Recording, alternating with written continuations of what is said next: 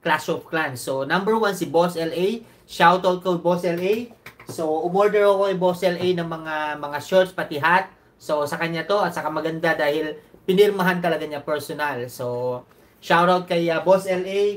Tapos, syempre, pangalawa, si June Gaming. Si June Gaming, hindi pa niya ako nare-recognize, no? Si Boss LA, actually, kung natuloy yung World Championship ng Clash of Clans dito sa Finland, kasi dito nabuo yung Finland, so yearly, dito ginaganap, actually 5 minutes away lang yung venue ng Clash of Clans.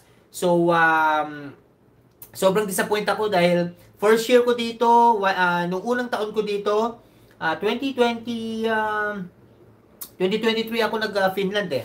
So, 2023. And then, 2023, nagkaroon ng World Championship. Hindi ko alam na nandito lang pala, malapit lang pala dito sa may area ko. And then, hindi ako nakapunta. And then, nung 2024, naubusan ako ng ticket. Kailangan online talaga, So, nandun na ako mismo sa venue, hindi ako pinapasok. And then, itong 2025 this year, sana talagang isusure ko na makakapasok ako sa loob ng stadium para makita yung mga pro players at makipag-picture, ganyan, makapanood ng live.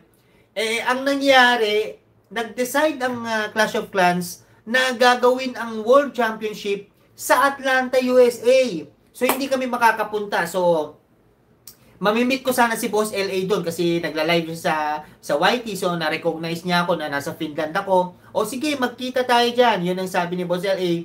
And then, na-meet ko na rin yung nakilala ko na rin yung mga players niya sa EXG, sa Exclusive Gamers, sina Idol Ernest. So, si Idol Ernest na nasa Sweden, pati si Bogs, naglaro sa clan ko na ngayon. Pero si Idol Bogs, siguro mas kailangan siya dun sa clan niya, kaya bumalik siya dun. Pero si Idol Ernest, pati yung account ng wife niya, Swedish yata yung asawa niya. So, yun, nasa clan ko. Kasi tatlo yung clan ko. So, yung pangatlong clan, nandun yung asawa niya. And then, sa main clan, nandun naman si Idol Ernest. Isa sa top hitter ng EXG. So, and then, yun na nga, dahil under COA kami ng NPC. So, shout out sa mga organizers, sa admins ng NPC. Yan. So, sila yung nag-accept sa clan namin para mapasama sa mga top clans. So, kaya under NPC kami, kaya sumasali kami sa mga tournaments. So may mga top players ako.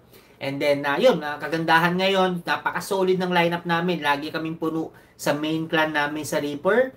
At sa mga clan wars, pag na-late ka ng atake, wala ka nang maaabutan dahil magagaling yung mga players ko.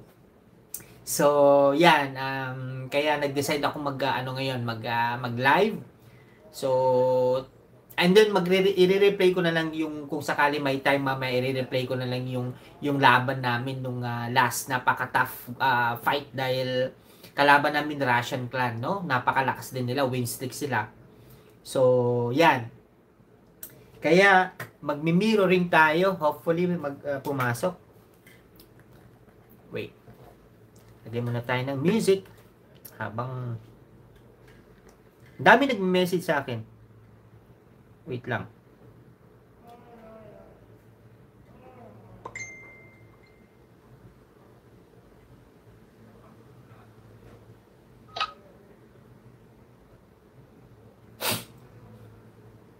Yan, wait lang ha. I-connect ko.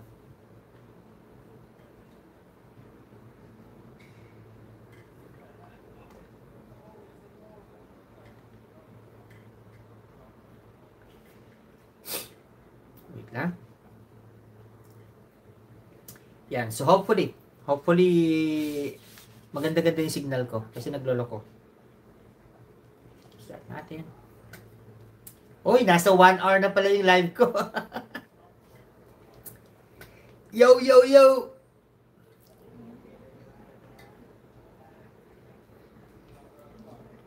Ito yung logo namin. So, pasensya na kayo. Sa susunod, magpapalit ako ng logo. Ng background ko. Yes. O ba? Pwede palang